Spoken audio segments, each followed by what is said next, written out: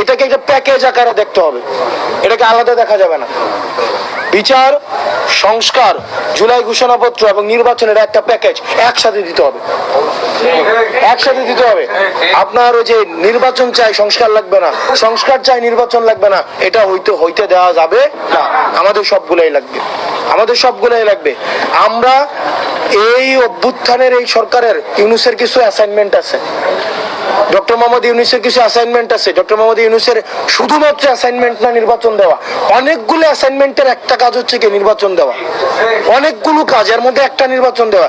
সে যদি শুধুমাত্র নির্বাচনের দিকে তাকায় তাহলে ডক্টর মোহাম্মদ ইউনূসের যত আছে আপনার এই যে অর্জন আছে, এই অর্জনগুলো মলিন হয়ে যাবে। উনি আবার ইতিহাসের কাঠগড়ায় ওনাকে দাঁড়াইতে হবে। সুতরাং আমরা অন্তর্বর্তীকালীন সরকারকে বলতে চাই আমাদের প্যাকেজ আকারে সবগুলো দিতে হবে, প্যাকেজ।